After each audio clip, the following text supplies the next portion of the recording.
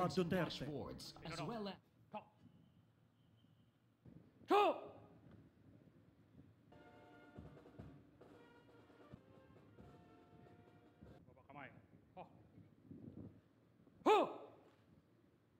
Accompanied by the police host, Police Director General Ronald De La Rosa, Chief Philippine National.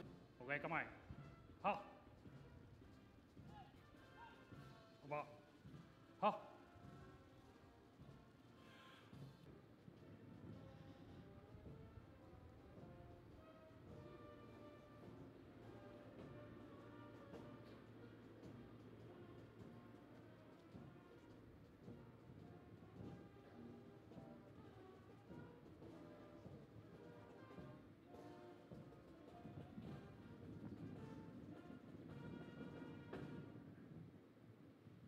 Tangal.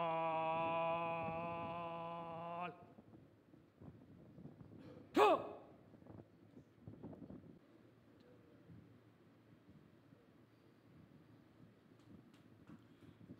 Ladies and gentlemen, the arrival honors have been completed.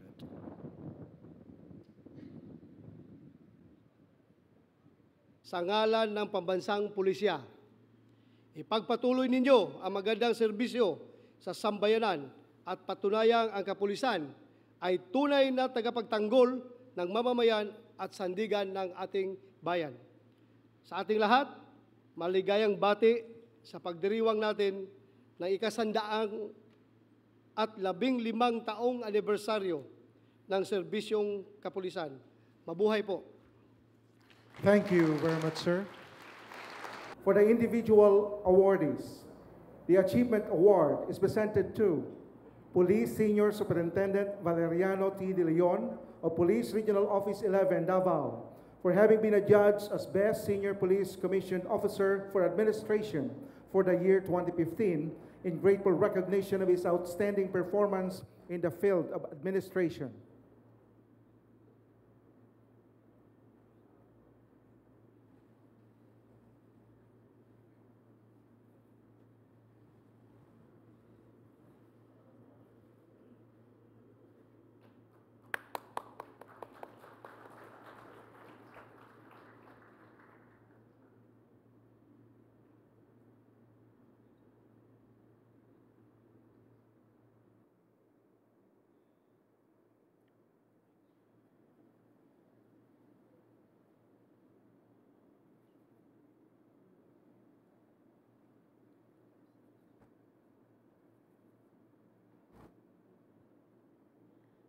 Achievement Award is presented to Police Superintendent Reynald Arino of the Special Action Force for having been adjudged as the Best Senior Police Commissioned Officer for Operations for the year 2015 in grateful recognition of his outstanding performance in the field of operations.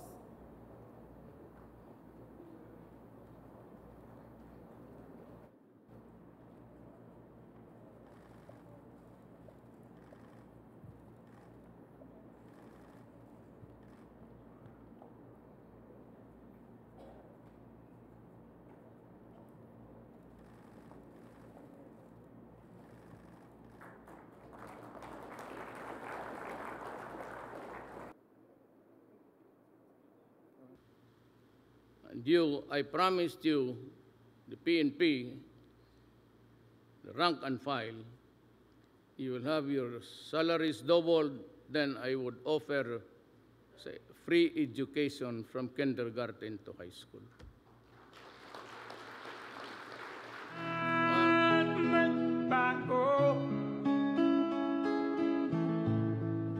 Hawak kamay tayo para sa pagkasenso.